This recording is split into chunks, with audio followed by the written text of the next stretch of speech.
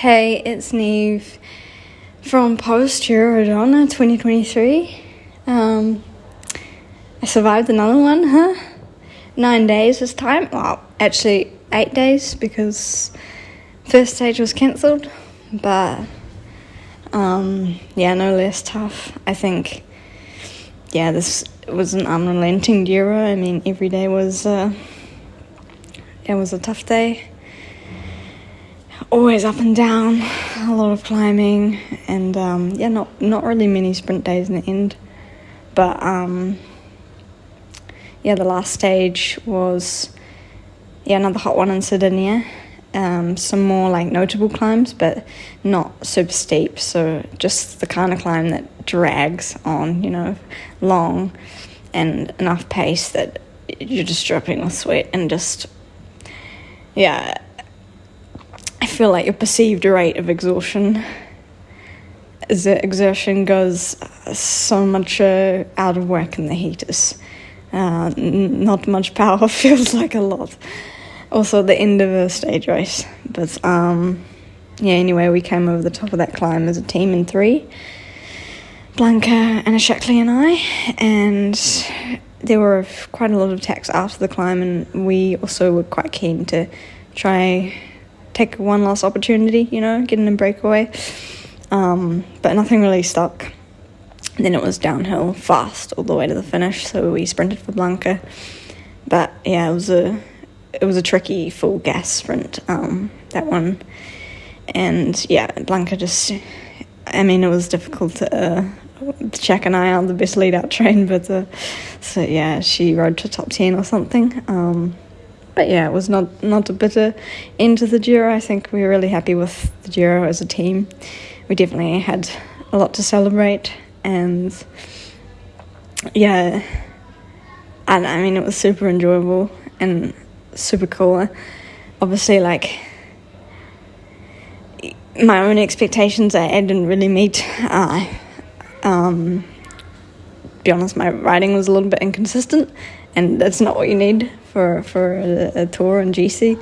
But I think it's also part of the challenge, to just put that behind you and accept that sometimes. I also learned a lot about myself on this tour, and it feels really different to race when I don't have maybe Damie or Mullen around. It's just different. It's not that I see it any lesser way or something. I enjoy both.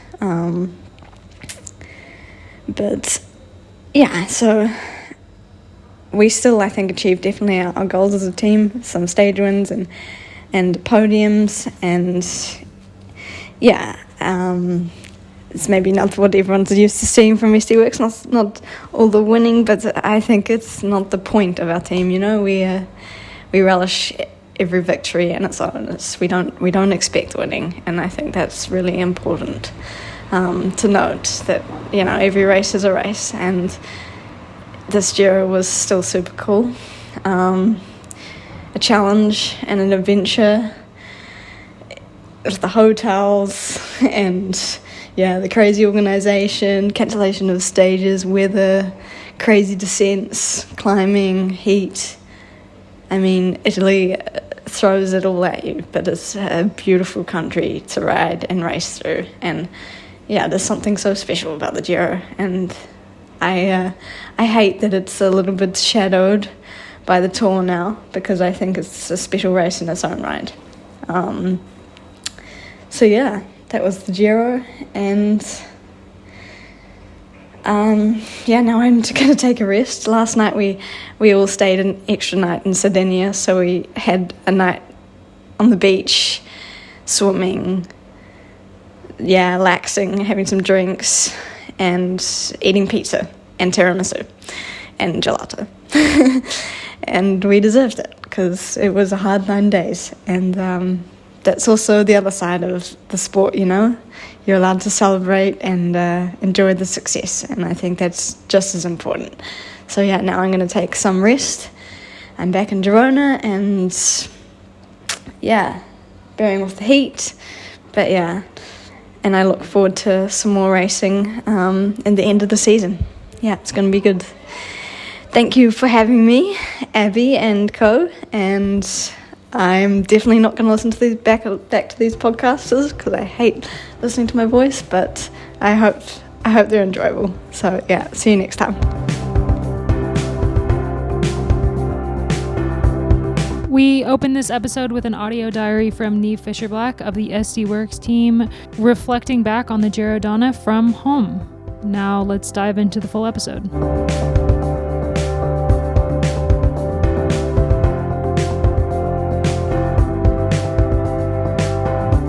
Hello. Welcome to the Wheel Talk podcast. My name is Abby Mickey. We are here after, I recorded 9 days worth of episodes. It was a lot, but it was really fun. I was super excited to have Hannah Barnes, current professional on Uno X, with me on that journey, and I hope people enjoyed those episodes. We have a couple audio diaries today as well from the last stage and a kind of like day after thought word vomit sesh. So really excited. Those will be later in the episode. And a little bit of Iris Slappendel, a little bit of Gracie Elvin. Yeah, it's going to be a great episode today. I'm joined by Matt Deneve. Hi, thanks for having me back. Great to be here. And I'm so excited. Loren Rowney is back. Hello, everyone. It's good to be back. And we have a new voice on the podcast today. If you listen to our podcast elsewhere, then you'll know her voice from audio diaries from the Tour Down Under. Tills, Matilda Raynolds, hello. G'day, long-time listener, first-time caller. Very excited. Thanks for having me. So we're going to talk all things Giro, maybe even get into a tiny bit of the Tour de France Femmes, avec Zwift to come at the end of the episode, because that is on everyone's mind at the moment. But before we dive into that, this episode of the Wheel Talk podcast was made possible by the generous support of our members. Monthly memberships start at just $11.99, or you can save 30% on an annual payment. For more information, head on over to escapecollective.com/join. And thank you so much to everyone who's already a member. It is making our Giro and Tour de France Femmes coverage possible. If you've checked out escapecollective.com, it is just hopping right now with great stuff. So definitely check that out. All right, guys, gals, and non-binary pals. Taylor Swift says it all the time, and now I'm just like, that's the coolest thing. We're here to chat about the Giro, so let's talk about it. Because there was 9 daily episodes on the day-to-day, today we're just going to kind of touch on the major themes of the race, and what better place to start than the woman of the race herself, Annemiek van Vleuten, in her final Giro. I don't know about you all, but I felt like this really weird, like sadness, nostalgia when she crossed the line on Sunday, that this was her final day in pink, her final Giro Donne, after she's really made this race her own since 2017, after that horrendous crash at the Olympic road race. She was already a really incredible rider up to that point, but man, after that race, she burst onto the scene as a real force. And since 2017, she's won 4 of the 6 Giros that she raced. Of the two that she didn't win, she finished 3rd, and she crashed out on the 7th or 8th stage in the pink jersey in 2020. So it's really been, at the Giro, it's been the age of Annemiek. Yeah, I totally resonate with that feeling, Abby. I think for so many seasons and years, we've been almost against Annemiek, sort of saying beat her and won't somebody rival her. But I think I really had a moment of thinking, I don't see Annemiek as the GOAT, but I really see her as someone that just has propelled women's cycling forward beyond majority, like any other rider. You know, it's really hard in cycling to say she broke barriers because there isn't a time in cycling. It's not like the 4-minute mile or the 2:30 marathon or the 9-hour Ironman where you say, wow, like that woman broke that barrier. And from there, it's been, broken so many times before. And I think Annemiek really took the sport and has taken the sport to another level, which everyone you're seeing now, the peloton starting to catch up, doing these camps and, you know, the training that they're doing and the professionalism in their training. I think that's how I see Annemiek, as someone who's taken the sport to another level. And for that, we should be so grateful, and just an incredible athlete. Yeah, in terms of the training, I was talking to Hannah about this in the final daily episode, that she's really pioneered altitude training. And that's become such a massive part of all of cycling, men's and women's cycling. But it was happening before Annemiek in the men's peloton, and she really made it a thing in the women's. And I wrote a kind of retrospective about Annemiek and the Giro that's on escapecollective.com if anyone wants to read it. And I think I say that she took it from being a training tool to a way of life, and it's really become a way of life. I mean, I'm in Andorra, and like yesterday there was 7 professional women having a barbecue. I saw Pauline Ferrand-Prévot out training. I saw Demi Vollering out training. Like, it's just a massive thing to come to altitude now. You can't really be a top professional without doing it, and that's really thanks to Annemiek. Yeah, and she used it so effectively again, didn't she? You know, her early season, to be honest, was just really average from her lofty standards. And there was talk in the lead up, you know, we talked about it on the podcast about would she be able to get back to those levels and that she's had in the years gone by. And yeah, she did. You know, she was head and shoulders above everyone else, and won the race by almost 4 minutes, and used the altitude and the build up so effectively. And I believe she's back at altitude now ahead of the Tour, and it's probably going to go well for her there as well. So yeah, she's, you know, there was those videos a few years ago of her training with the Green Edge men a couple of days in the pre-season, and you know, they kind of made a splash, and since then it has become the thing. And you know, I spoke to Grace Brown probably a month or two ago about whether she was going to altitude before the Tour, and she kind of begrudgingly said, I've decided not to, but acknowledged that she was probably giving away a few percent by doing that because everybody else was doing it. So yeah, Annemiek has changed the game in that way, and I think it'll only continue to see more people training at altitude ahead of big targets like this. Can I just say, how good is it doing the post-race preview, then the pre-race preview that Amy Jones was a part of, and had to us all thinking that maybe Annemiek wouldn't be the back to her best days. But in defense of Amy Jones, because she's not here to defend herself, I think that's just what's so good about cycling, is that the best cycling is when you don't get the script right, when it doesn't go to plan. So I'm just glad I'm a part of the post-race analysis than the pre-race. Thanks.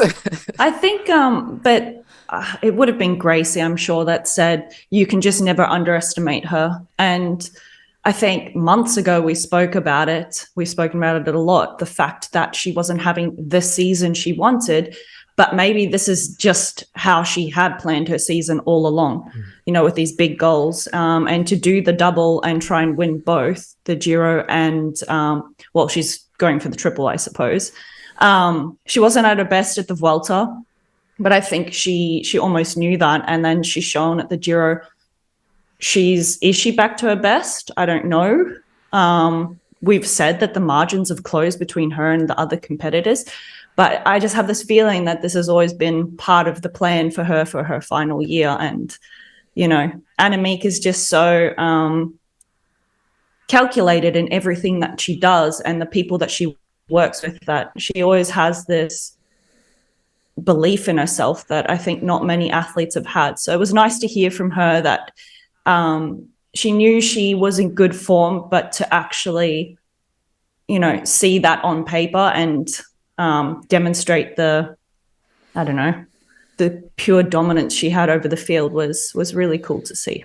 Yeah. And I mean, I think there was a lot of questions in defense of Amy about Annemiek's form going into it because of that. And already on the second stage, she was just, it was like, oh, okay, well, this She's is back. The Giro that we're going to watch. Yeah. The second stage that, you know, like Hannah, a current professional, called for Voss, ended up being one of the major GC days in the first stage of 3 that Annemiek won throughout the race.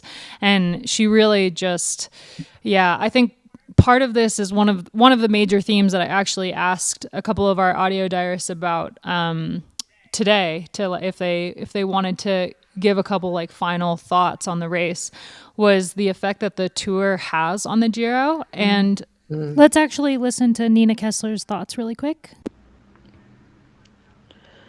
Well, good morning. The day after, came home pretty late yesterday. It took a while before my suitcase arrived and my bike. But then my mom picked me up, brought me back home. I walked in, just like dropped all my stuff in the living room like I always do. And then in the morning I'm like, oh no, I have to like clean all this again, like unpack, but in like 3 days I have to pack it again because I go to the race in Stuttgart. But it was really nice to sleep in my own bed. And I didn't have breakfast yet, but I definitely go to the supermarket and will buy some nice fresh bread. And finally I'm gonna get my treat, my chocolate sprinkled bread. It was it was a good stage race, and always after like if you finish a Grand Tour, like a stage race like this, there's always some happiness in the team. And like I said, there was pizza but also a little bit of rush, and everybody's like packing their stuff and have to go somewhere else or to the airport, and a little bit of rush. But it's also it's nice to be home. I have to say, I think this was my 5th Giro, and I think it was a tough one. You can definitely see that the level from women's cycling is growing, and I also think what it made it hard is like normally in like stage races the first couple days they are hard because there's no GC settled yet, so everybody's still fighting for the GC. But, oh, sorry. Yep, a little tired. But then after like a couple days, you notice that the GC riders also want to like have a kind of break and just like let it go. But the whole stage race, there was like no early breakaway or like calmness. The race was like always on, and you know, you have like team meetings, and then after like half the Giro, then a lot of the DSs will say like the same thing: be in the early break. If there's like an early break, just be in it. So what will happen is that every rider that had to be in the early break is gonna ride to be in the early break, and that's what kept the speed also so high. And yeah, there was no early break, so there was no like calmness in the race the whole week. But yeah, for me it was also good because of course I was coming back from an injury, so this was a good moment to get stronger again. And next week going to Stuttgart and then to the Tour de France.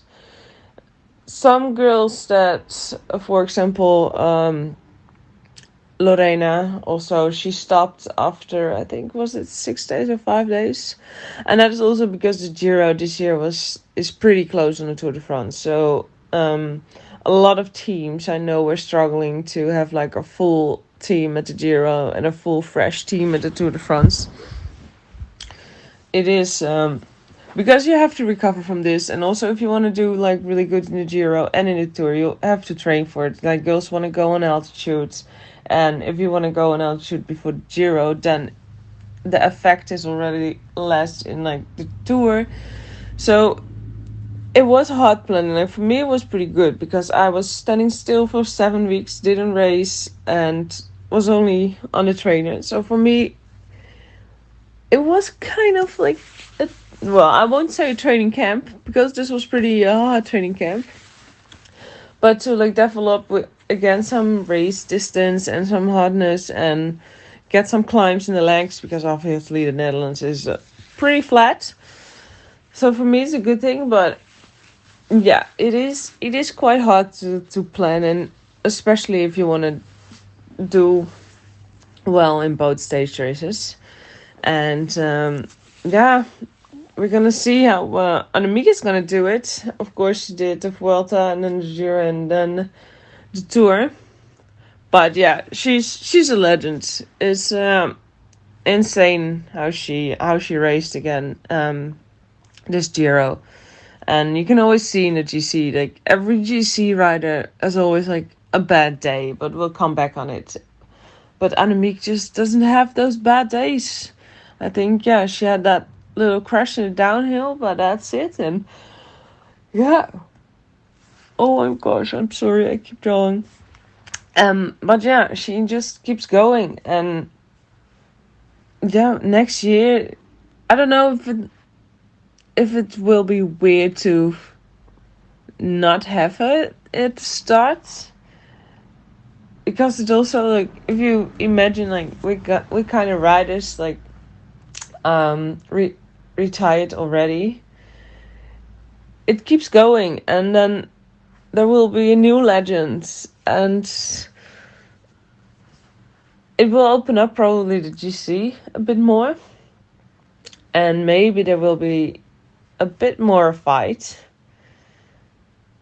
And but yeah, we will see what happens. I don't know, and it's gonna just be really different, I guess, when she is not there, I have to say. And maybe there will be a bit more fight, but it's also yeah, like I said, she's a legend, and it's also a pretty honor to race against her. So today, it's a day of unpacking my bag, washing all my stuff. Maybe if I want to go for a little ride. But for the rest, I'm just chilling and doing nothing. Well, thank you all. And yeah, see you soon. Bye. To the point that Annemiek might not be at her best, and we will find out in a couple weeks' time. The Tour presence has changed the game of the Giro, because we didn't have SD Worx at their best at this race. I think Niamh did an honorable job trying to represent the team, and obviously they still won 2 stages with Lorena Wiebes and with Blanca Jesus Christ. Blanca Voss. And so it wasn't a bad race for them by any means, but it wasn't the SD Worx show that we've seen all year. And so it wasn't like Annemiek was up against the best team in the business at the moment. And even to that, her main rival in my eyes was Elisa Longo Borghini, who crashed out early in the race. So after winning a stage. So it wasn't a level playing field. So I do think, Loren, you have a good point that we don't know if this is at her best, or if it was the Tour effect on the Giro, that it's just not the best of the best for the peloton showing up at this race like it has been before the Tour impacted the calendar. And I think for Annemiek as well, like the way she raced every stage, she was racing for the win, but also she just wanted to go hard. You could see that. She wanted a hard race, and I think that's all part of the plan. She's off to altitude, I believe, now to do her final block before she tapers. So I saw Tills shaking her head that she's like, I don't know. I think she's going to be good at the Tour. Only that I was thinking, it seemed like on a couple of those stages, Loren, that she was not willing to let the break go because she needed a hard training day.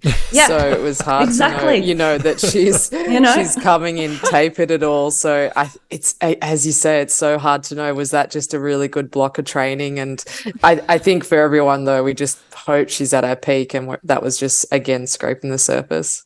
Well, I just want to see a massive battle between her and Demi. Oh, yeah. Movistar have been great. I think they're going to bring a fantastic team. There's going to be great teams at the Tour. But, SD Worx is going to show up with their absolute A team. And it's just going to be, I think everyone's hoping that follows women's cycling for an epic battle. And, Demi previously, in all the other races has just been head and shoulders above.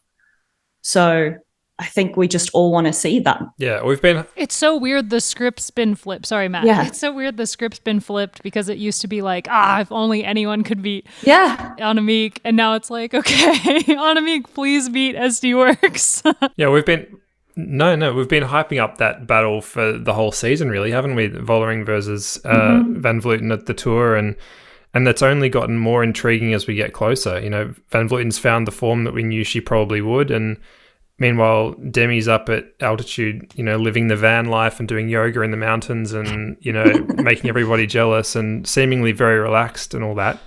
But it'll be interesting to see how their respective paths, you know, take them to the Tour. You know, will Demi be able to come up nicely? Will Van Vleuten be able to hold her form or even improve from the Giro? And how will they compare to each other? Because, you know, Van Vleuten was obviously a level above at last year's Tour, but Vollering has improved so markedly this year and been so good for the early part of the season that you'd think they'd be closer together, but we just really don't know. And, you know, we look at the Tourmalet later, and that's the Oathcam, isn't it, that they race? Or I'm getting myself... The Tourmalet. The Tourmalet, yeah. So that, you know, a 17-kilometre climb, a tough climb, which would traditionally suit Van Vleuten over Vollering, but we just don't know. They haven't had that many battles on big climbs this year, and...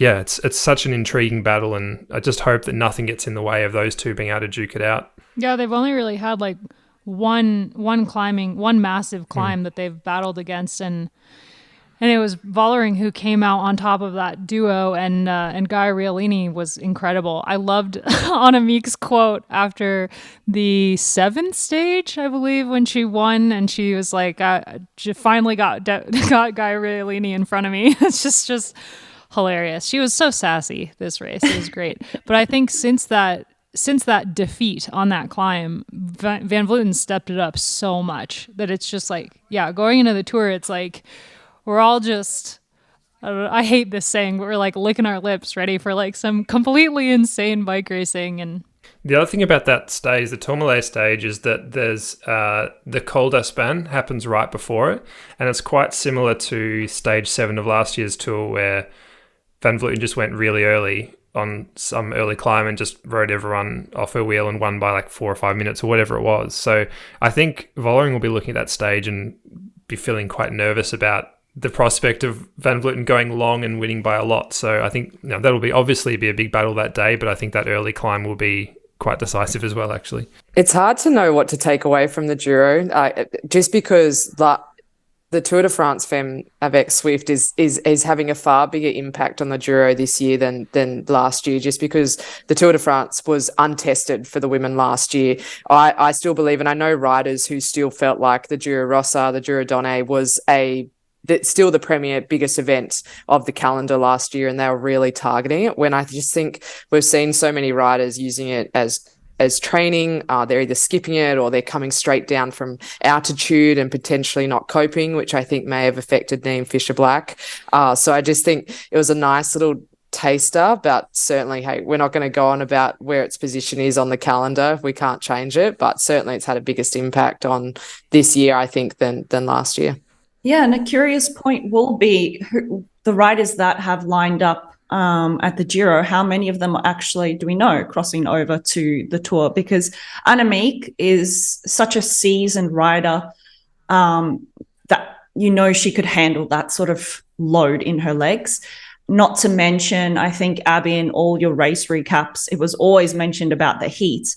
Now, that takes an incredible toll on your body. That's like being at altitude, actually, but racing at a super high heart rate.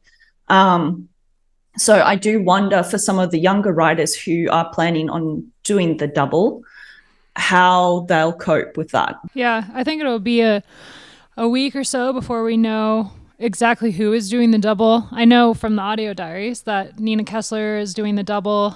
Yeah, there's multiple teams that just haven't made the call on the final Tour roster yet because of the Giro. Like Lidl Trek, for example, Elisa Longoborghini is now eyeing the Tour. She was before, but I think with her crashing out, having been on the best form she's been on this year, maybe even last year as well, I think Trek's going to focus heavily on her, but they're also, they're also thinking about riders like Brody Chapman, who didn't race the Giro but was supposed to but got sick. Riders like Elisa Balsamo, who's back on her bike after her horrendous Ride London crash. And like Gaia Riolini finished third overall. It's a massive result for her. And she's super young, but with that kind of momentum going into the Tour, will they take her? So there's a lot of question marks around the race. I think for me, one of my biggest kind of things looking at the Giro, looking at the Tour to come is what FDJ Suez is going to do. They had a really disappointing Giro, I would say, after finishing second last year with Marta Cavalli, and this year they really weren't a factor in the race at all, which was, they've kind of had a rough season, and I'm hoping that by the Tour and Tour Scandinavia coming up after, that they can rebound a bit, because it's such an awesome team that I just have so much respect for. And I'm curious how they're going to do, because Cecily looked like she was coming good in the later parts of the race, but still didn't have the top end to be there at the finish. I think another good point with this race, along with the heat, Loren, is that everyone said it was one of the fastest Giros they've ever raced. Sarah Roy, who's done, countless Giros, she said that this race was really fast, and every day was raced like a one day. We can actually hear from Sarah, so let's drop that in really quick. I think that the Giro this year was a little different to the past editions that I can remember. This was my 8th one, but I think each stage was raced almost like a one-day race. So, there wasn't really a chill stage where you just kind of got to paddle along and, even if we just let a break go and then the bunch just chilled until the end for a while. But, that never really happened. And I think that's just kind of representative of women's cycling now, where every race really is sort of raced from the beginning. And so in the end, they end up being quite fast. There was a couple of longer stages of around 130k, but every race was well under 4 hours. But quite intense racing. So I guess you could say that it was quite a fast Giro. It wasn't really until the last stage that it was sort of easier, and that was a combination of having a headwind pretty much the entire way and also a lot of descending. Other than that, I'd say that each stage was on from the gun. So, it was pretty cool. I think it would be really interesting to see what happens once Annemiek retires. I think for races like this, if she's not there, then it kind of just opens up a bit more opportunities for the other sort of the next level GC riders just below her. And it could make things a little more interesting, because she does seem to win by a huge margin, almost like she's not really challenged for GC, unless Demi Vollering is there. So that's the other thing. Demi is really stepping up now and almost fulfilling that Annemiek role, where if she's in the race, she generally can win by a huge margin as well. So, I'm interested to see if once Annemiek retires, that then Demi almost just steps into that category where she, is the one to beat. And it might end up just being the same story all over again. And it's, it's awesome to have these standout riders, but it does, I guess, make it a little less interesting if the same people are winning all the time. But, I mean, they can't help being so good, I suppose. But that's the thing with the Giro being where it is in the calendar this year too, that Demi actually didn't start, obviously, because she's preparing for the Tour, which is a bigger goal for her. Well, must be, I'm just assuming.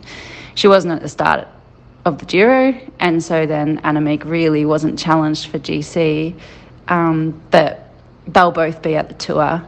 And I think if the calendar was slightly different, where the Tour was separated further from the Giro, then perhaps Demi would have lined up for the Giro as well. And then, the racing could have been quite different, or, maybe Annemiek wouldn't have won. And so, with the calendar, with the Giro being where it is,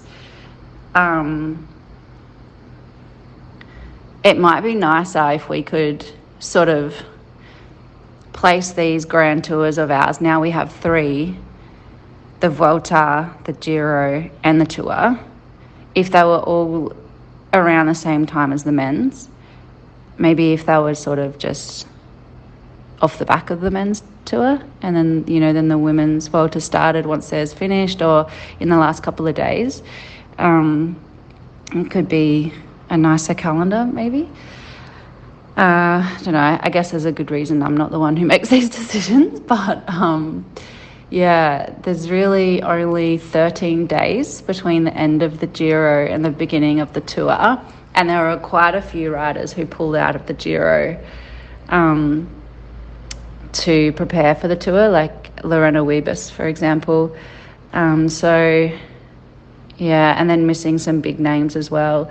But I mean, for someone like me who has a different kind of role in a team in these grand tours, and also being a lot older, sort of a bit more resilient with these days on the bike, I think doing these 2 tours in full back-to-back is actually fine, and having just about 2 weeks between is a perfect amount of recovery.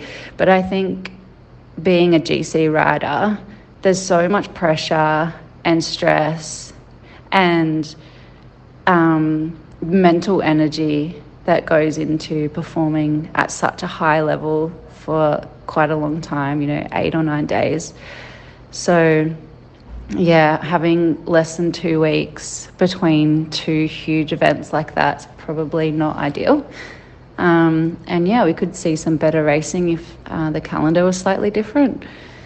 But there's a lot of clashes this year. It's been a really interesting year with the racing, I think. There was one point earlier on a few months ago where there were like 4 races on, four or so things happening at the same time, and I remember being injured on the couch just thinking, holy shit, what do I watch? My God, there's so much going on.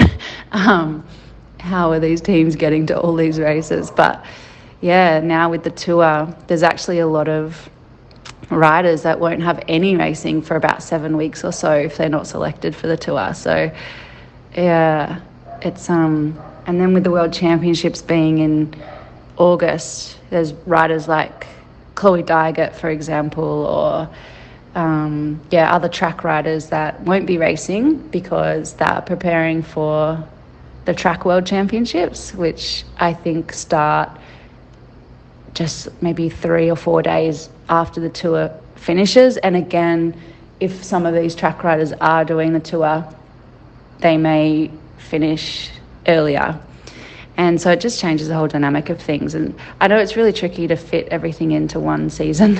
But I guess there's always going to be clashes. But this year's been particularly clashy. So hopefully next year it's a little bit better. But again, then we have the Olympics, so who knows? So some really awesome insight from Sarah after the race, kind of thinking back on it. And I think it's definitely something to take into account going into the Tour, that the race was raced really, really hard every day. There wasn't a single breakaway stage the entire race. Bizarre. When was the last time that happened? I mean, that's so weird. Every day Hannah said, oh, tomorrow, hopefully a breakaway. It was never a breakaway, not once. I think it was still quite, there was still a lot of attacks at different times, but I also, obviously we had only the 2 hours of coverage, and, I'm catching up with that in the wee hours in the morning, but it seemed like there was just so many teams that never featured, so many teams got, in quotation marks, nothing out of this Tour. And I just, I didn't even see a lot of those World Tour teams on the screen. So not only were they not getting results, I wasn't seeing them get much coverage either. So it's just, But yeah, and I also think the heat, Loren, I wrote down, like, I keep coming back to, I just feel like the heat is going to play such a vital role in the Tour de France Femmes. I think it's going to, like, imagine if it's hot over there now, another 3 weeks, it's going to be absolutely roasting for these guys. Yeah, Matt, are you going to pack a jacket? I don't even know if I'll pack a jacket. Yeah, I will. Jealous. I've been caught out too many times at the tour at the top of mountains, so yes, I will. I'm so excited. I'm sorry. I'm so jealous. I just think it's, again, like I think I said this before, it's just really untested. Like, I was even thinking about Niamh Fisher-Black, like coming down from altitude. Even for the women, I just don't think there's been many studies done into athletes that young doing that amount of endurance training at that age. Yes. Obviously they've had years and years and huge blocks of men doing it, but when I think of endurance athletes, I think of like people who race Ironman, triathlon, possibly marathon, but even that's, you know, between 230, and there hasn't really been that much study on the impact of that. And it's just, you know, these riders are getting younger and younger. So I think at times it's going to go well, and then other times it's just for no apparent reason it's not going to work, because it's still so new. As we talked about, Annemiek sort of brought this in and now everyone's doing it, but it's so new and untested, and we can't just look at the guys and go, oh, that's worked for them, when the women's, you know, are so different from, and the makeup from the men, and, you know, sort of peak so much later in their age and career. So yeah, I'm really interested to see how it plays out. And Annemiek is like such a bad this is going to sound bad, but it's not, it's not bad like as it sounds. Yeah, she's a bad example to follow, because she's just the amount of mileage she does is just nuts. Like I would advise literally 0 people to try to replicate her training. If you see it on Strava, no one should ever replicate that, because it's just mad the amount of kilometers she does. I remember like being a pro and following her on Strava and being like, this is why I'm never going to be good, because like no one can do that amount of training. And I think like for her, altitude works super well. But yeah, it is a good question, Tills, like how well does it work for the younger riders or for anyone? Hannah said yesterday or Sunday that it's a really individual thing, but people are just kind of like, okay, Demi's doing it, Annemiek's doing it, we should do it too, without really looking into whether or not it is working. And I know, like,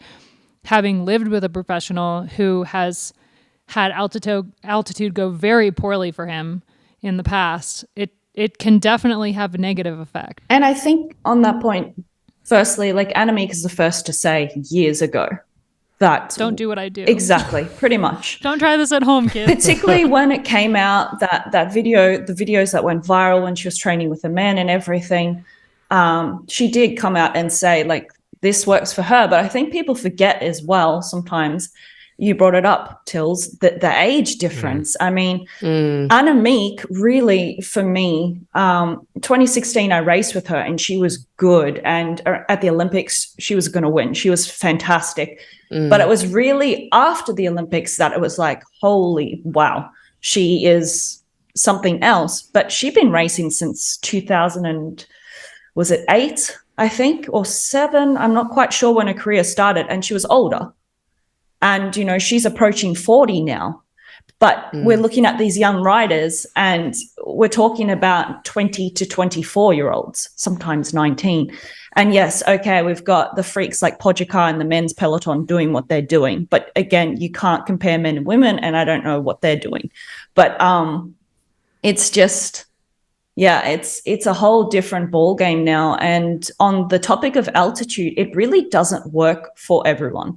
And, you know, the AIS was famous for the altitude camps. They have a facility, you live high, train low, and they did multiple studies on it.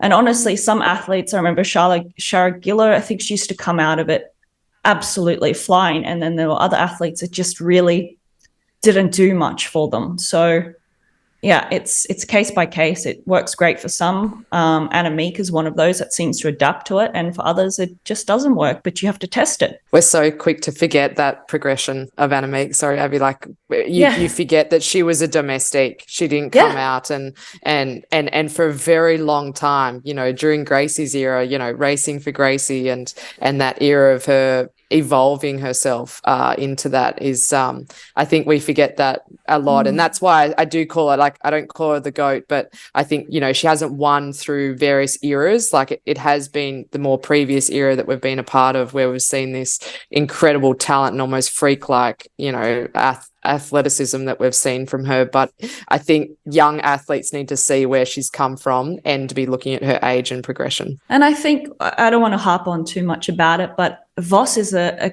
great example of an athlete that won the World Championships at 19 years of age, first year pro, unheard of, right? And she was so dominant. When I entered the sport, it was just Vos, Vos, Vos. And I remember one of the male pros just joking with me and saying, isn't it just always a race for second with you guys? And I was like, well, yeah, okay. She can sprint, she can climb, she can do everything. Then she completely burnt out. At the age of about, I think, 24, 25, she burnt out. And, you know, now... She disappeared. Yeah. She did. She disappeared for a while, and she reset, and she's come back, and she is the GOAT, really, if you think about it. The span of her career and what she's won and just what she's done is just incredible. But again, that's a great example of a young rider who was just so talented and went too deep for too long. I want to get to the GOAT in a second, because she had an interesting, not the best week of racing, but just on the altitude, for anyone who's listening who might be like a young rider or someone who's curious about altitude training, my experience with it to be successful is you really need to dial in your nutrition before going to altitude, because you're burning a lot more. You're burning the candle at every end when you're at altitude. So you can't have any hiccups in your nutrition if you're going to go to altitude to train. So that's the last, just if anyone's curious about tips, training tips. Yeah, there you go. Whole new. I wrote it down. I wrote it down. It was. We talked about tech in like the last episode for like 20 minutes, and now we're talking about training tips. So this is totally just ridiculous territory for us. Let's talk about the GOAT. I think for Annemiek, like, we're going to be talking about her a lot more in a couple weeks, I'm sure.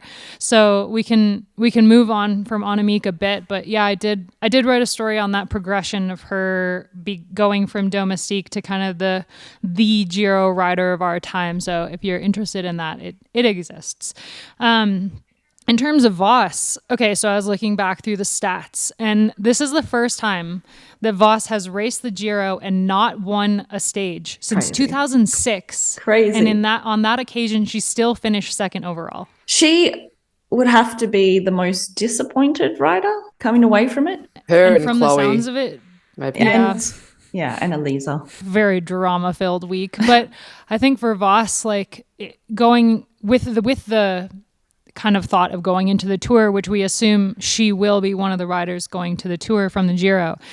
She's not had a great year. A lot of that has to do with the surgery she had earlier in the year. But going into the Giro, I think she would have thought she was on better form. And from riders in the race, it sounds like she just doesn't look very good at the moment. She doesn't look like the Vos that we're used to. She doesn't look like she's on form. Mm-hmm. And that sprint that she came second in, the first one, on stage 8, when she finished second behind Blanca Vos, she looked like maybe she had a mechanical, but it wasn't that. She just didn't have the legs, which is wild when you think about it. Like, when was the last time that Vos was perfectly positioned and didn't mess up a sprint and didn't win it? I mean, not just a sprint, but like a sprint against not Wiebes, you know? Like, that stage was tailor-made for her, and she couldn't win it. And that's just... It's weird. We're in like uncharted waters for the last couple years. Since she came back from that hiatus, she's really been one of the top riders in the game. And this year we've seen basically nothing of her. And I fully assumed she was going to win a stage of the Giro and her 33rd Giro victory, and it didn't happen, which is just crazy. So many of those finishes, though, that we've seen Voss in, like, you think, how are you there? Like, you shouldn't be there up with you shouldn't be going toe-to-toe with Charlotte Kool. And so I do think so many of the wins and performances that Voss has had has been race smarts. Just she's always in the right position. If for any young riders out there, again, training tips, race tips, if you ever get the privilege to watch be in a race with Marianne Voss, she's like a Zwift beacon. You just want to see whatever she's doing throughout the race. Like she's incredible to watch. However, I think, again, it's sort of an example of riders almost catching up to her. So I think, Annemiek is a very different rider from Voss in the stages that she wins. And again, I think the whole lift of the peloton is affecting Voss's performance as well. But as you say, she's not at 100% fitness and probably has that kick like we've seen her. But because she can get around as probably the smartest bike racer in the peloton, she's still getting herself into those positions.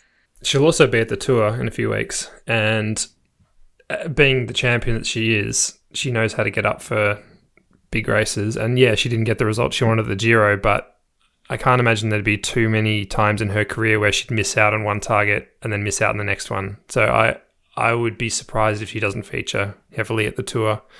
Yeah, surprised to see her not win a stage at the Giro, but remember, she did win 2 stages of the Vuelta early in the season, so she's done a little bit, but yeah, not the same freakish performance that we might have expected. Yeah, and the Vuelta was a weird one because there wasn't I feel like it was a little bit of a different field, although she did have 2 wins there that were just completely insane. So good point, Matt.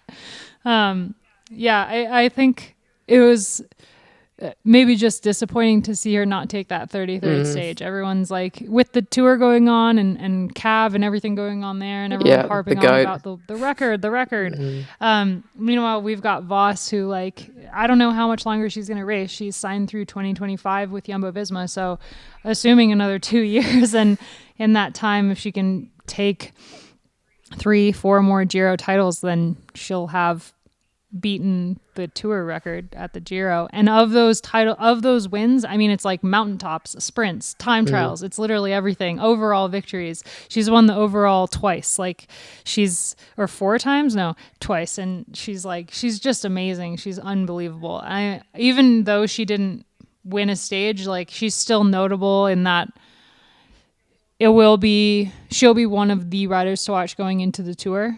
And also just the stats. The stats are 2006. I've said this before about Voss, but one of the things I love about her, one of the many things I love about her, is just the fact that she still just wants to keep winning. I think for some people, when you'd won as many races as she had, you'd be kind of yeah, right, I didn't get that one, but look at all these other cool things I've done. But for her, it feels like every win just means as much as, her first win. And I really respect that. I think that's a really good attitude to have, and that's probably a big part of why she's won so much along the way.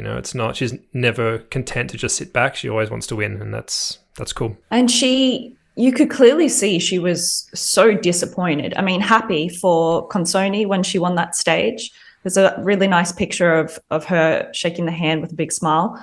And I'm sure she's excited to see all these young, fresh faces coming through. She always seems to, like you were saying, Matt, she'll take that disappointment and turn it into victory the next time. Whereas I feel there are other riders that just get beaten down and it takes a while to come back up. But I'm sure she's back on the bike in the Netherlands now, or wherever she is training, and just ready to get going for the Tour. And you know what?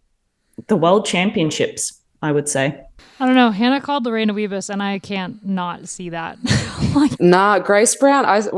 Grace Brown said it's sickening. She said it's a real a lot of Kopecky, but she doesn't really have the team around her. It sounds like a really hard. But I'm gonna eat my socks here. The way Lorena Wiebes is turning herself around into a mountain climber now, then yes, probably. But I would say it was a really nice send off for Marta Bastianelli. Am I saying that correctly? I'm so scared about pronouncing names because you got me on the podcast, so like, you can't do worse than that. English is like my second language. I'm Australian, so I just am quite nervous about pronouncing names. Please don't come for me. I'm not very good at it. But yeah, it was a really nice send-off, I think, for her and UAE, that last stage as a flip story. Yeah, absolutely. I also love the kind of full circle moment of Consoni winning the final stage last year and the final stage this year.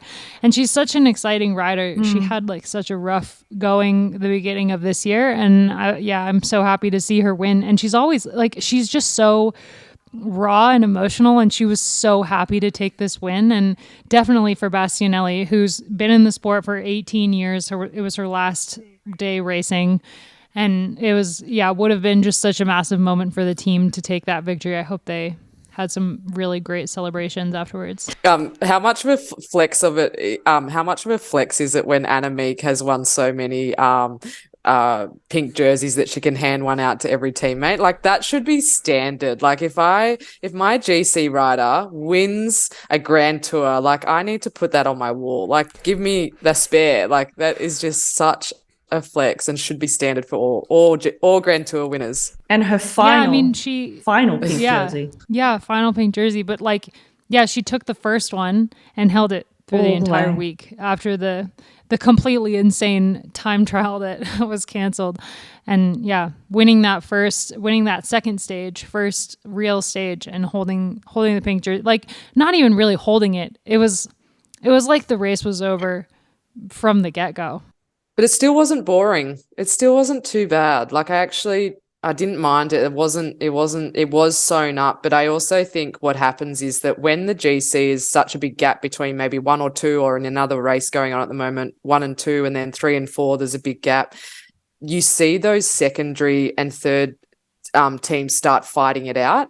So it sort of then starts playing into Movistar and Annemiek during the week, because you started seeing, Ewers trying to fight for her position, or second and third trying to fight for their position. And so, Movistar doesn't have to do as much work. So I did still find that battle in the minor placings pretty exciting, and just teams trying to get anything out of this race. No, I think a really good point is the kind of the breakthrough stars of this Giro. Like, while Annemiek was kind of doing her Annemiek thing, we had a ton of other storylines that we could follow. One of them being Veronica Ewers and her fight to stay on the podium, and then kind of tussle with Menyaldi to stay in 4th place overall. And that 3rd place for Veronica is just a massive result. Like, I think she went into this race having had a really rough start to the season and not feeling super great about how it had gone so far. And maybe she was a little bit bummed about finishing second behind Elise Longa-Borghini, but she still beat Van Vleuten to the line. And it's just such a huge result for a rider who's literally only been in the World Tour peloton for 1 full year before this season. Last year was her first year racing in the World Tour. So it's crazy to think that she's come so far to finish 4th overall at the Giro. And she's one of the breakthrough riders of the Giro in my eyes, as well as, Ali Wollaston, your call, Tills, for the rider to watch. She had such a good race in the final stage, taking 3rd. That's a massive result for her. And one of the other breakthrough riders, like, she's been on the scene for a really long time, but to finish 2nd overall at the Giro, Juliette Labousse, like, she had an awesome race, and so did DSM, to keep that 2nd place overall. And she'll be going into the Tour, if she is going to the Tour, her home Tour, like, as a French woman, finishing 2nd overall at the Giro and looking ahead to the Tour, that's got to feel like a really huge boost to your confidence. Yeah, and she was 4th overall at the Tour last year, so podium this year. I mean, I feel like all going well, it'll be Van Vleuten and Vollering in those top 2 places in whatever order they end up. But yeah, that podium feels like it's pretty open, or at least Labousse is a very good shot. Can we talk about Antonia Niedermaier as well? Absolutely. You read my mind. My rider, you should know for the week, Antonia Niedermaier, and that win that she took was just incredible. And the final, it was like a nail-biting finale watching her ride to the line, being chased by the world champion in the pink jersey. And she's so young, and it's her first year on Canyon SRAM's elite team. She was on their development team last year. And to take that stage and then to go from that winning a stage of the Giro, a world tour, grand tour, to crashing the next day, just a horrific crash, the roller coaster that would have been. And just like, I think such an impressive victory and just such a devastating end to her Giro. But I mean, also she's so young. She's got so much ahead of her. That's the thing. Like, she's 20 years old. For those that are interested in learning more about her story, I kind of dug into her history a little bit and wrote a story for Escape Collective last week after her stage win. So yeah, give that a read if you're interested. But the thing that stood out to me was just how young she is and how successful she's been so young. But you look at every step of her progression along the way, and each step up has been very fast. She's had success. She was a mountain runner early in her career and then went to ski mountaineering. And in each of those steps, she was very successful straight away. And then she took to cycling and was successful straight away. And, last year as a 19-year-old, she won 2 stages in the Tour of the Ardèche, which is a fantastic effort. And then here in the Giro to win a stage, first world tour win is amazing at 20. And yeah, obviously a horrible way for her race to end, and no one wanted to see that. It was a horrible crash, but the future is so bright for her, and another really good prospect for Canyon SRAM as well. We've talked about that this season, how after a few years of them struggling to get the big results, they seem to have found a really good bunch of young riders that are putting up great results and really showing themselves. And I think the future is really exciting for that team and for Niamh in particular. And that team's always been actually really good at identifying talent, nurturing it, and bringing it up to a certain level. I think sometimes what happens with that team is some riders just stay a bit too long. And sometimes you need a change in order to progress further. But, they've got some really exciting riders, and it's nice to see that team really in the mix and getting organized throughout the whole race, actually. On that note, I actually have another audio diary from Sarah Roy from after the stage yesterday. She talks a bit about Niamh Bradbury, the younger rider who won the Zwift Academy a couple years ago and has been on Canyon SRAM for a couple years now, Australian. Really incredible human being. She's very soft-spoken, very, very interesting. If you ever get a chance hear any interviews with her, I highly recommend. Maybe I'll get her on the podcast. She's just really quiet. It's kind of hard to have an interview. But she's just fantastic. And she went into the race as one of their GC riders and had a little bit of a rough go. But yeah, Sarah talks about that. So let's hear from Sarah again. Hey, Abby. Sorry, I nearly forgot to send you a voice message today. Already packed up, said goodbye to the team, and just hanging out in the city of Olbia at the moment. I've had some fish and chips for dinner, and I've just had a gelato, and considering on continuing back into another gelato shop to try some different flavors from a different place. But it's so freaking hot. The gelato melted basically as they were scooping it into the cone. So today was another really hot day. I reckon yesterday and today were the hottest stages out there. And it was actually quite funny in the Pello. Riders were just going psycho for bottles and water and just taking biddens from other teams that weren't their own Swannies. There was a lot of desperation out there. But what happened today in the actual race? I think everybody will be pretty grateful that it wasn't raced really aggressively. There was a climb 5K into the race, which was a bit of a worry because it was pretty solid, around 5K at 5.5% or so. And I think there would have been a few people that weren't sure if they'd get over that one, but it was raced pretty. It was pretty chill in the bunch. So good for us. And then around 70k in, there was another big berg to get over, which was a bit of a sticking point again. Few uncertainties with how many we would get over as well from our team. But again, it wasn't raced very hard. We did have Paulina on the front to sort of pick up the pace a little bit. but yeah, it didn't really cause any damage, and we ended up going to the line with pretty much a bulk of the bunch, which meant it was a big mass sprint, and we were all in for Chloe. Tiff and I actually had so much fun. I had a lot of fun racing today, following Tiff around, just negotiating just the fast bunch, the really nice descents actually. It was really fun descending at the front and just trusting all the wheels in front. And yeah, actually there was quite a lot of descending today. So yeah, in the end it was a nice stage on the legs, to be honest. A lot of down, and then what was I going to say? Just at the top of the main climb, which, you know, when it came up on my hammerhead like that, it was 11 Ks, and I just sort of shit myself for a second, being like, oh God, here we go. But yeah, it wasn't super steep, and it wasn't raced super fast. But then when you got to the top, you didn't just get to descend 11 Ks. You're just kind of hanging around at the top on this sort of plateau, and then it was like rolling hills for another 20 K. And on all of these little hills, some people were attacking, and, you know, I was pumped to be in great position, but then that also meant that I needed to sort of cover all these attacks. So it was kind of hard up there. But yeah, I came into the sprint and I was following Tiff around, and she did a great job leading Chloe and I around. And then, I don't know, I think it was about 1K, and we started to get a bit swarmed, and so we had to ask Tiff to peel off, and then I took over. So I went a bit earlier again than we would have liked, but I think we did a pretty good lead out for the numbers that we had there in the final, and it was pretty hectic.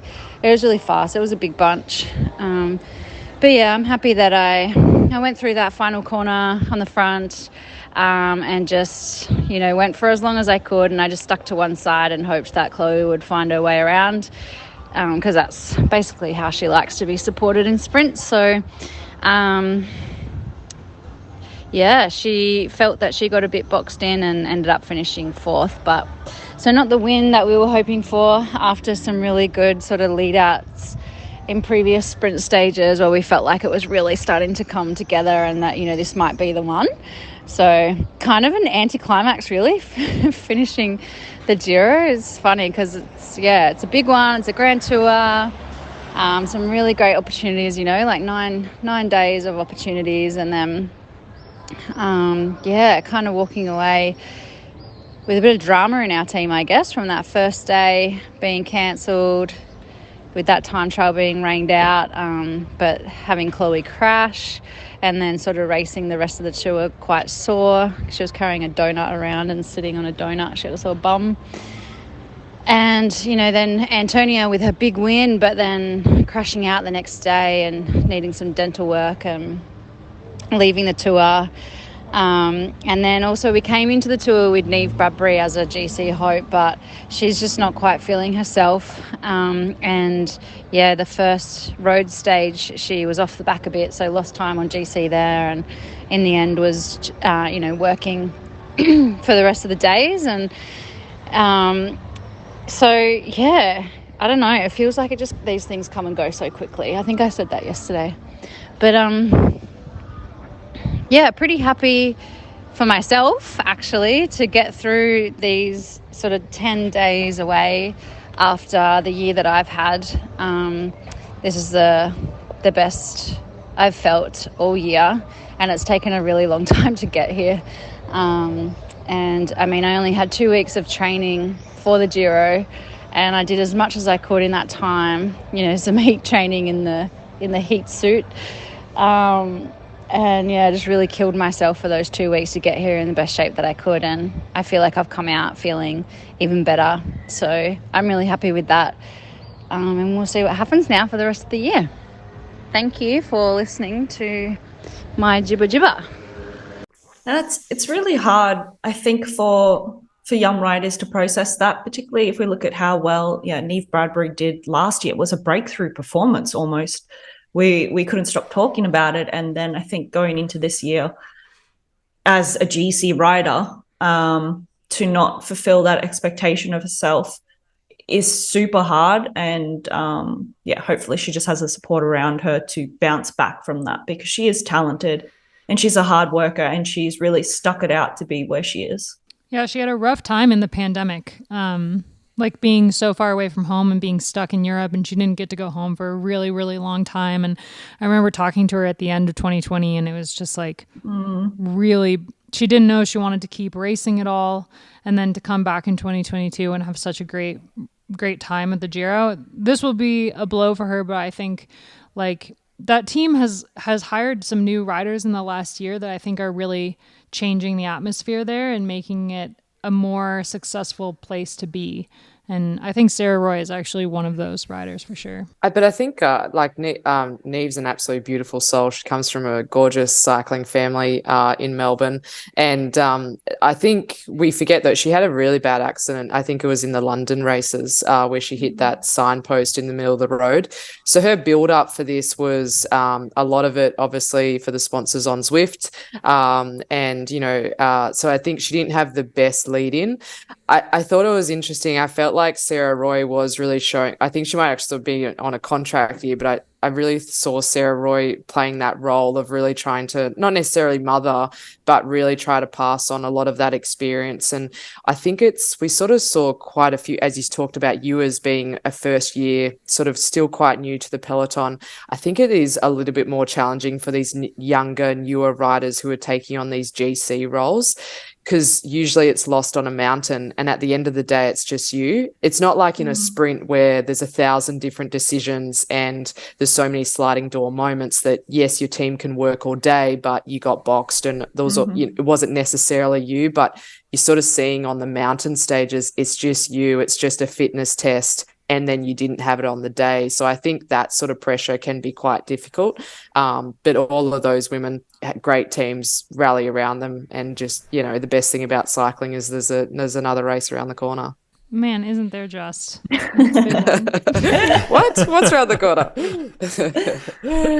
Can I just touch on, speaking of mother hens, I need a Lizzie Deignan in my life. The way that I am going to say mothered. I'm sorry. I don't mean to box you. Yes, you're a mother. But the way she guided that little duckling of Gaia Riolini through the peloton, if there was anyone that grew over this Grand Tour, it was Gaia. Yeah.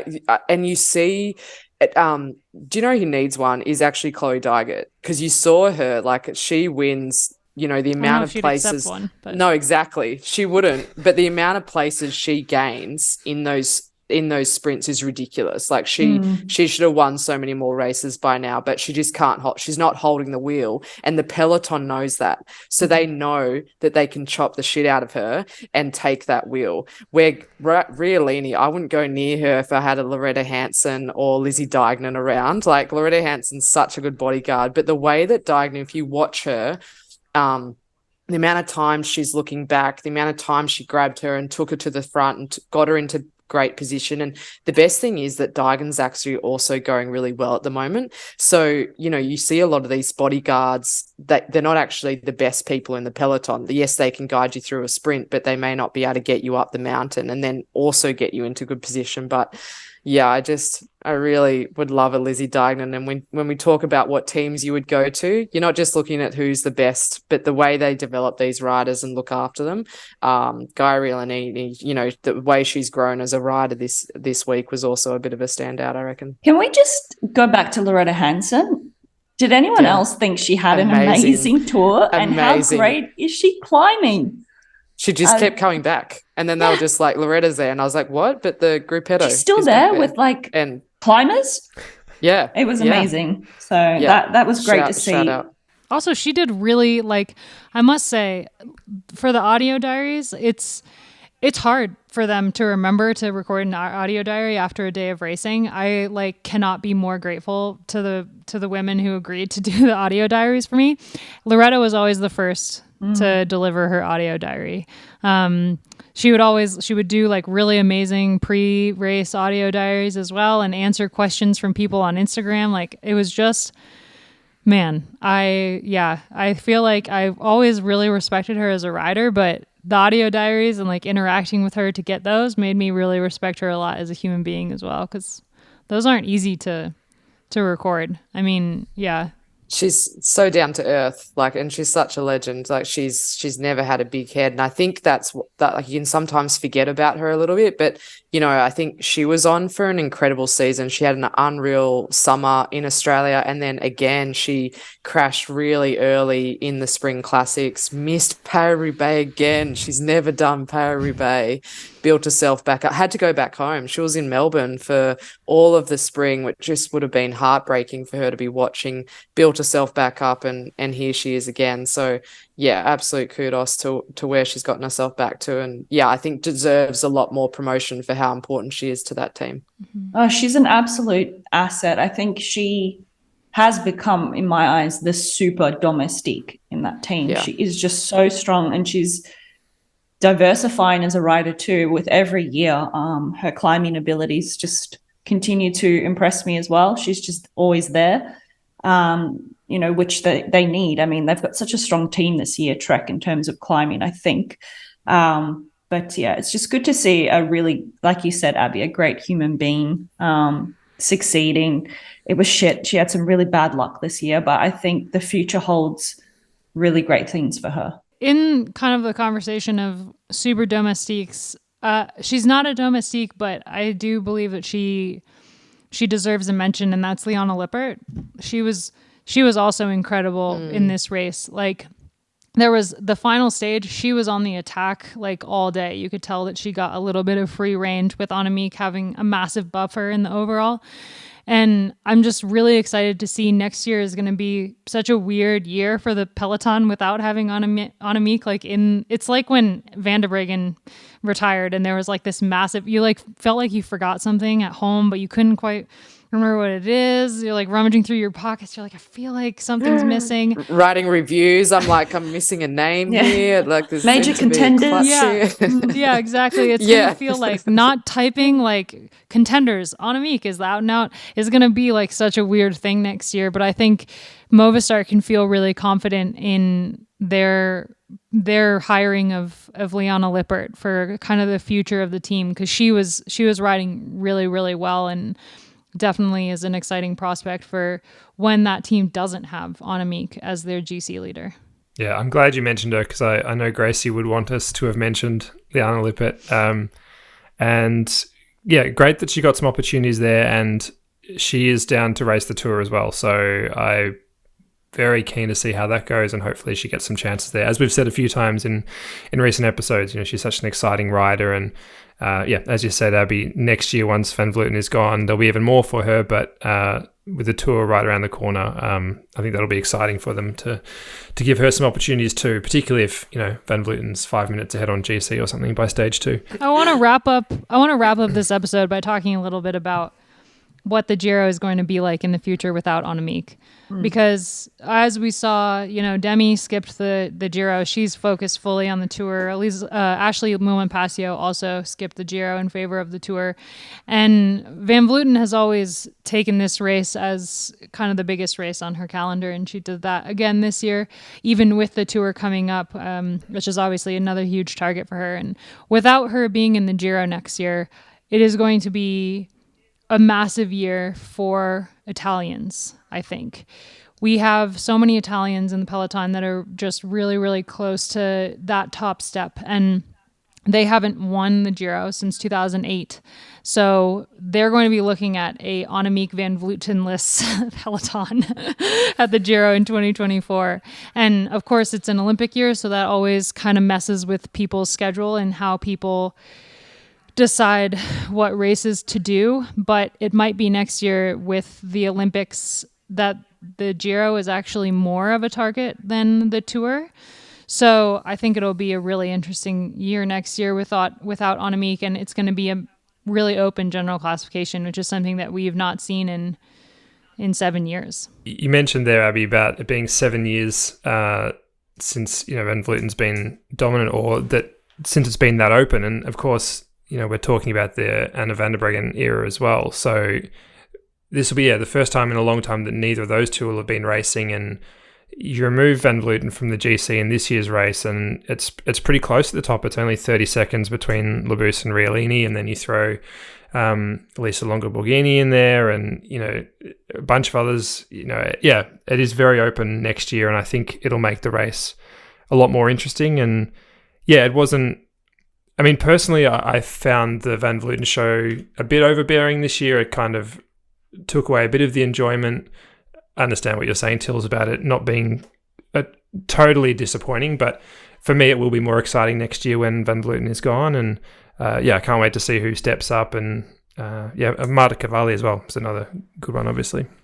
Is a good point. No, I just wanted, Abby, before you wrap up this piece, I just want to say you guys did such a good job bringing the audio diaries and just trying to take us behind the scenes, because I think there's another bike race going on at the moment. There's the Ashes, there's the F1, there's Wimbledon, there's so much other sport happening at the moment, and this race did everything they could to make sure that we didn't know what the F was going on. And so I just think you and the riders and Hannah Barnes did a fantastic job. So thanks for, I guess, sharing what was actually going on in the race. It helped a lot, sort of be more engaged. Thank you so much. Abby, we could have used that content, I don't know how many years ago, when it was searching on Twitter for rogue videos 3 years from ago when there mechanics and was no stuff. live coverage. Yeah. Well, thanks so much. I enjoyed making the coverage, and it was great to have Hannah get behind a mic. I've been trying to get her to do podcasts with me for I don't know how long I've known her, 7-8 years. So that was, really fun. I'm going to close out this episode having talked a bit about Annemiek and this being her last Giro. I reached out to Iris Slappendel and also Gracie Elvin, who you will be familiar with, to talk about Annemiek and her progression through the ranks to become the rider she is today. Iris was teammates with her on Rabobank when she first went pro back in the day and was part of that team that won Voss yellow jersey. So she just sent me a 11-minute long audio message that I'm really excited to hear. And we also have Gracie, who was part of the team that won Annemiek her very first Giro. So two really great perspectives of Annemiek as the queen of the Giro that we know and love. Yeah. So thanks everyone for listening, and we'll be back, really soon to talk about what's coming up in the Tour de France Femmes avec Zwift. Abby, did you want to do a what are we obsessed with this week? No? Fuck, Matt, fuck. I was so excited that you forgot. It's like the student asking the teacher whether they have to hand in the homework or not, and everyone's like, shut up. You were that guy. You're going to get beaten I'm sorry. the school shed later. Oh, yeah, 100%. Matt, you're totally right. Okay, so before we hear from Iris and Gracie, I will kick off what we're obsessed with this week, and it will come to zero people's surprise. And Matt already knows exactly what I'm going to say. But on Friday, thankfully on the rest day of the Giro, Taylor Swift released Speak Now, Taylor's version, 13 years after the original release of Speak Now. And I gotta say, I waited for 2 years to listen to this album. I didn't listen to the original version or any of the songs on it for 2 years, except for Never Grow Up, because that's on Lila's bedtime playlist. And I just listening to this album for the first time, for the second time, man, I cried, I screamed. It was the most amazing, and I haven't turned it off since. And I'm there's a couple of the Vault songs that I'm just totally obsessed with, and that's Electric Touch featuring Fall Out Boy, so real throwback there. And When Emma Falls in Love, which is just a really, really great song. She also has a music video that she released, and it's really good. So I have a question, Abby. There's been a lot of controversy about the lyric change in Better Than Revenge, the allegedly misogynistic lyric that she wrote back in the day that she has now changed. What do you think about that change? Unlike many people on the internet, I'm glad that she changed the lyric. I think it reflects how she's grown as a person, but also how society has changed in terms of how women treat each other and kind of view each other. When she wrote that lyric, we lived in an age of comparing a lot more comparisons to other women and putting other women down to make yourself, seem better. And that lyric is very much like a dinosaur of its time. And so I understand the controversy of why people don't like the change, but I also think that with the time we're in now, and when I play this album for Lila, because I won't play her the original version, obviously, when she hears Speak Now for the first time, I mean, she's heard it for days at this point, but when she hears it actually and is able to listen, I want her to hear, I don't want her to be repeating the original lyric. So I'm totally fine with the new lyric. I don't like the new lyric though. Like, how I feel like she could have come up with something a little bit snappier, but whatever. What bothers me is everyone's like, oh, the anti-feminism of this one line in Better Than Revenge. And Superman is sitting right there. Like, that's the most anti-feminist song I've ever heard in my life. Oh, you're going to go off and save the world. I'll be waiting here at home. I love you. Like, that song freaking sucks. I hate... Everyone's like, oh, anti-feminism, Better Than Revenge. And I'm like, Superman is literally the epitome of anti-feminism. So I don't understand what you all are upset about. I know what we need. I think we need a whole podcast dedicated to talking about music, and specifically an episode of that podcast where we talk about this album. What do you reckon? I agree. What should we call it? I reckon the album file sounds pretty good. What do you reckon? Man, that's got a certain ring to it. But I don't know if we can do it alone. I think we should maybe call up one more voice. If anyone wants to hear who that surprise voice is, tune in to the Album Files podcast in August. Season 2 coming soon. Matt, what are you obsessed with, since you're the one who reminded me about this segment? Yeah, sorry everyone. I've just got a really simple one. I had a really busy weekend just with family stuff. We had a family get together with my partner's family on Friday night. We had a little boy there who's almost 2. We then went to a family gathering the next night with my family, and then went and visited my grandma the next day. All just really busy, full days of family and kids and spending time together. And I don't know. I don't really know what else to say other than it just felt very wholesome and very satisfying and nice to hang out with people and people you're close to. And yeah, I'm not being particularly articulate here at all, but it was just a reminder that particularly the people that are a bit further away, absolutely worth making the effort to see them. And it's a good feeling to do that. Aww. So when's Luca's birthday, Matt? September. Okay. Harry's 2 in September. 2 weeks? July 25. The day of the Olympic, the women's Olympic road when race. I didn't respond to 200 messages. She's definitely in labor. Poor Loren. Poor Loren. The freewheeling chat was just popping off, and everyone was. And when Loren didn't respond within, 2 minutes of the race, we were like, "Oh, she's in labor." Memories. Loren, you got anything you're obsessed with? More, actually, a bit like Matt. I'm spending a lot of time at home at the moment, and just really, enjoying being with my son. Very wholesome. Okay, I'll take it in a direction that obviously says I don't have children. This question has actually been on my mind. It's freaking me out, and I'm a Gemini, and slightly anxious, so I have a lot of things in my mind. But I'll start with I'll say what's on my mind and a recommendation, so we can finish on a high. But do you know what's been on my mind is actually social media, and I don't know what to do about it. I'm going through, so Threads has just launched, and obviously I'm hitting you all with the big issues here. What is Threads? World famine. Exactly. So Threads is Instagram's new platform. It's taking on Twitter. Essentially, like you go on, it's more of a discussion page. Like we fucking need to hear more of what people think. But you go on there, and all the people that you follow and all the people that follow you are automatically following you on there. Okay. So it is easier for brands because they've already harvested everyone's IP on there.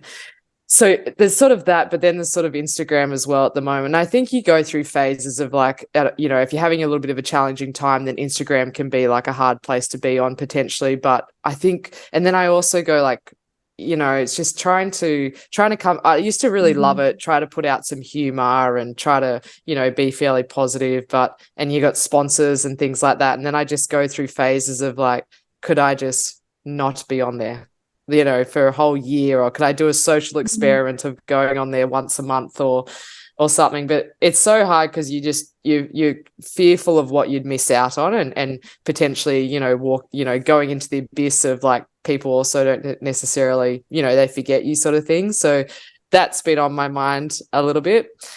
I haven't been on Instagram since December. Conscious decision, because I wasn't having the best time in December. And then I was like, I just need to stop with that. But it's actually, honestly, it's great. Facebook is still there, but I don't use it. It's linked for work. But I don't even have the apps on my phone. So it's really interesting. I'm at the point now where other people pick up and scroll, and I see my partner scrolling, and I hate it. I honestly hate it. And sometimes in bed, I just look at him while I'm reading my book, and then he goes, okay, I'm sorry. And he puts it down. But the amount of time he wastes just mindlessly scrolling, and he's not engaging with the app. So he's not putting out content or, commenting on things, or really, he's passively using this technology. And I think when you're passive with it, then I don't see any benefit to it. If you're just passively consuming and you're not interacting, it goes for Twitter and all that. I only go on Twitter now to look at race results or something like that, just to stay in the loop. So my consumption usage of social media is like vastly changed in the past year. And so actually that's like something I'm quite proud of. I don't have sponsors anymore. I'm not an athlete. No one really cares what I'm doing. If I decide to write a book, maybe I will go back and sharing what's going on in my life. I think the people who know me know, and for the rest, like if they want to know, then yeah, exactly. They can ask. I'll finish on a recommendation, because I feel like you guys always have really good recs, even though Matt, I'll never read the sci-fi because it just seems like too big a project. It sounded great, but it's too beyond me. Like I needed one book, I didn't need 10. But I just finished, like literally in 3 days, there's a new book called Yellowface. It's really, really easy if you're struggling with, when you need a book to get back into reading, or like you don't want to take a risk on a book and you get halfway through and just go, I've invested too much time here and this book is shit and I have to finish it. Yellowface, really easy. You'll finish it in a few days. This is just the back of it, but essentially a author dies and her best friend steals her manuscripts and publishes it as her own. Dun, dun, dun. Yeah, so get that. And cold showers. I'm into cold showers, guys, every day. I finish my shower with 30 seconds. I'm currently living in Christchurch where it's 0 degrees. You have no idea what cold is until you've tried a cold shower in Christchurch, but it actually is really good. So if you're struggling with social media, have a cold shower. No, it's a great recommendation. Do it before bed as well. Cold showers, get back on it, 30 seconds. Woo. Better than therapy. And I'm done. All right. Well, yeah, not everyone can have like a cold plunge in the back of their car like some guy at some race in France. All right. We'll end the episode with Gracie and Iris. Thanks everyone for listening. And yeah, talk to you next week. Hey, Abby. So here comes my not so small audio diary, because you asked me to say some words about Annemiek's career, and especially her Giro career. And actually, when I thought about it, that goes a long time back. So, and I'm not really someone from very short answers, so prepare for a long diary. But my very first memory with Annemiek in the Giro is back in 2010. I think it was Annemiek's first Giro, but I'm not 100% sure. I was riding at that time for the Sevilla test team. And Annemiek was there, I think, with the Dutch national team. And it was a really hard Giro. We had some pretty big mountain stages. And for example, we had one stage that finished in Livigno, of all places, where Annemiek spent a lot of time the last few years. But we finished there, and we were both in the biggest gruppetto, like the big group in the back, actually together with Anne van der Breggen and Elle van Dijk and a lot of other riders who did a lot better after that. But it was probably the first and the last time that I was sharing the gruppetto with Annemiek. She finished 27th in the Giro. She won La Route de France, by the way, next month. But the Giro, she was actually doing pretty okay in some stages, but in other stages, not so much. And I know we were talking in that gruppetto, because that's what you do in a gruppetto.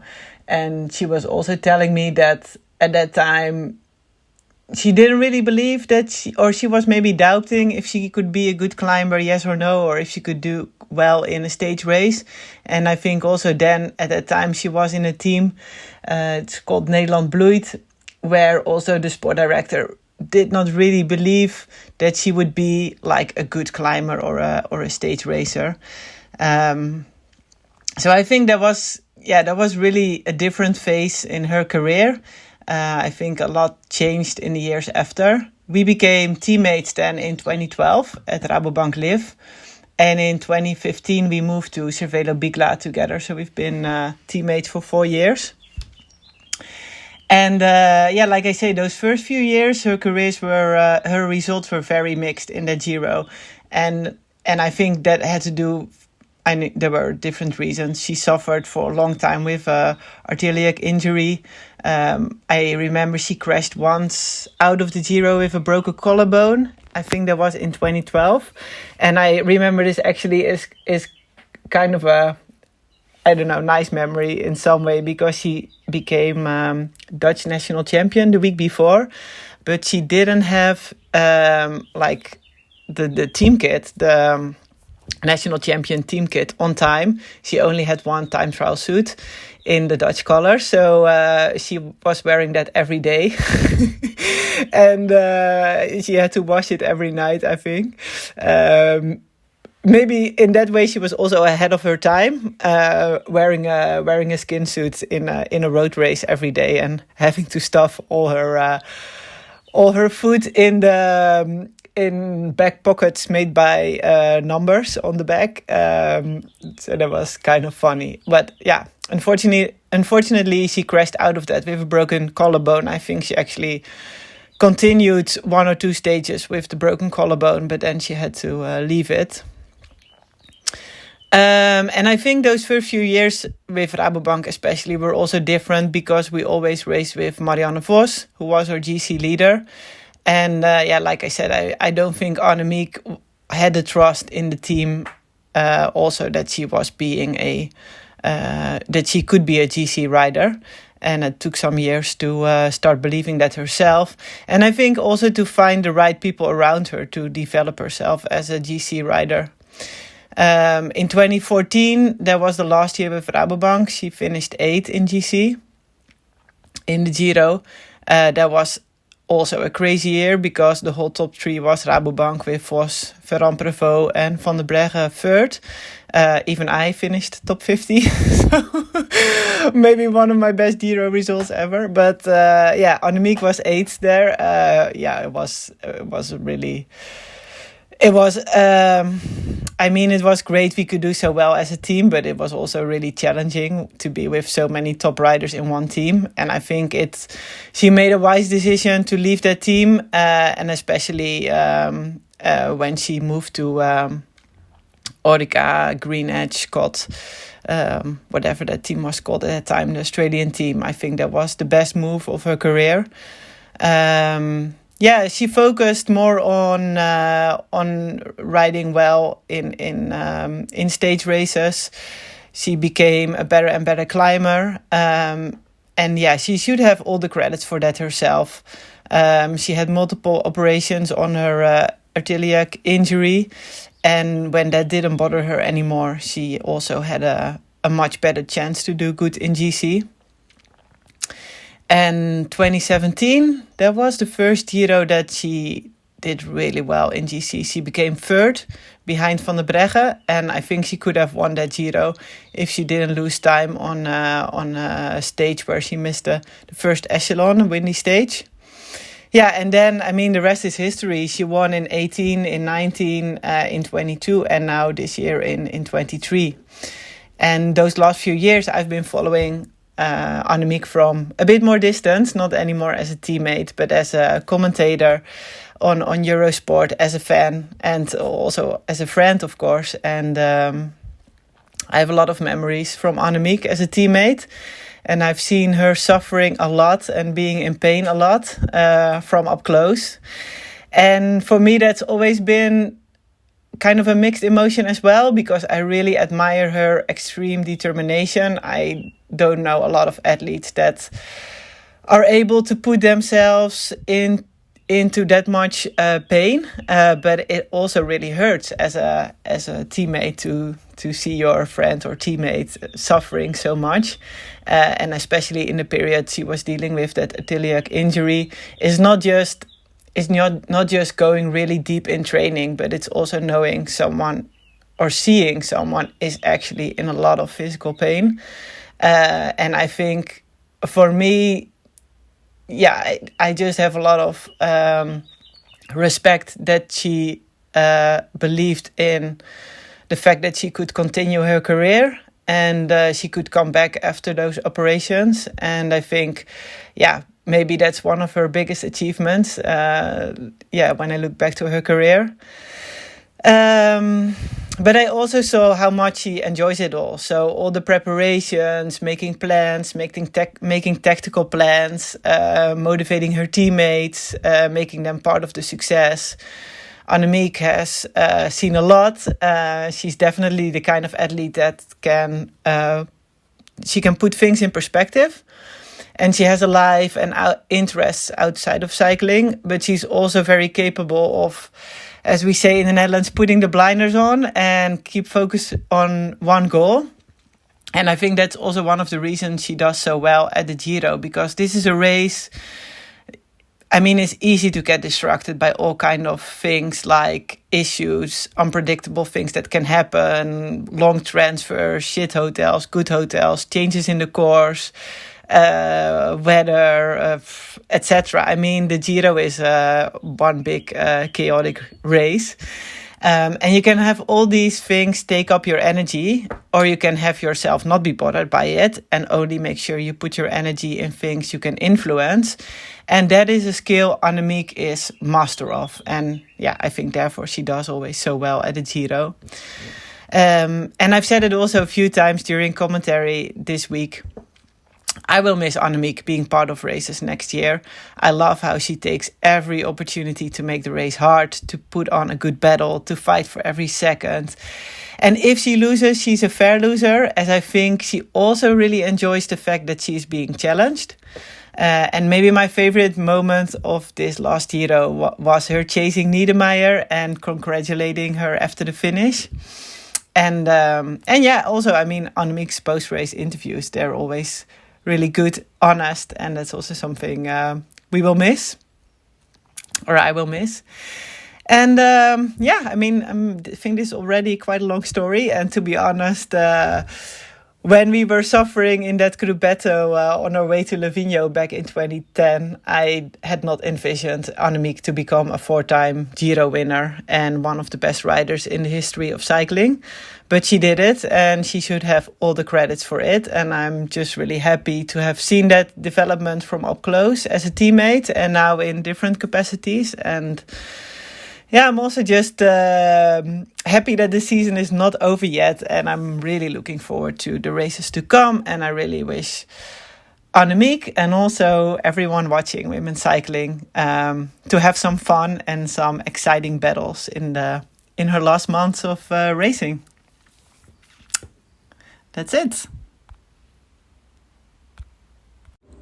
Hey Wheel Talk fam, so we just saw Annemiek van Vleuten take another pink jersey at the Giro Donne this year. It is her final year of racing. We haven't seen the dominance from her as we have in the past this year, but I was pretty pleased to see her be able to step up once again and take the pink jersey. We wanted to see a few small fairy tales happening for her this year. You know, you do want to see a rider go out on a high, and an ex-teammate of mine, I still love watching her race and seeing what she can do. I think from a physiological point of view, it's just pretty mind-blowing at what she's done already in the past, but also, you know, what she's still got left in the tank. One of my favourite ever memories from racing days with Annemiek was at the first time that she took the pink jersey in 2018. So the previous year, in 2017, I wasn't on the team that year. I think I was in America, but I think that they just had a couple of days where they just didn't quite nail it. And so in 2018, there was a lot of pressure on us because we knew that she could win it. But it was just about nailing it over the 10 days. And we brought a really strong team. Everyone was on great form. It was myself, Jess Allen, Sarah Roy, Amanda Spratt, Jolien D'Hoore, and of course Annemiek. So there were 6 of us. And Jolien was sprinting so well as well. Annemiek was obviously very strong. Amanda Spratt was also coming into her peak. I think we took 5 stages out of 10. And I remember just being so fit that year as well. I just had such a great run into the Tour. I think that was almost the fittest I've ever been. We nearly took the team time trial opening stage. I think we lost by 1 second. But for me, being able to keep up with Annemiek that day, I was just on a ripper day, and it was just, even though we didn't win, it felt like a win because we hadn't quite gotten that close to winning a team time trial as a team. So you could just tell it was a really awesome start for us. My job was to be the wingman, the bodyguard, the team captain, and I felt a great responsibility to be looking after Annemiek and making sure she was not caught out in the crosswinds, that she was well positioned going into important parts in the stages, and also looking after her in the finishes too. So sometimes I'd be part of the lead out for Jolien, and sometimes I would just be making sure Annemiek didn't lose any time if there were time gaps at the finish. And I think crossing the line on the very last stage, I cried. I think I was just so relieved. I was exhausted, of course, but I just felt like the weight was off my shoulders. I think I probably put a bit too much pressure on myself, but I just really believed in her. I believed in us as a team, and I didn't want to make any mistakes. So I just was so proud and so happy and relieved that we took that jersey. We got to celebrate on the podium. We got to have a good dance around, and we were just on such a massive high. And it was just so special. It was a really nice team. We had a lot of laughs along the way, and it was just one of the best races that I've ever been a part of as a team. So look, Annemiek, I'm very proud of you, but I was also very proud to be there for you from the start. So hopefully we can see a few more cool fairy tale endings for her this year. But yeah, that was one of my favorite cycling memories. Thanks, guys.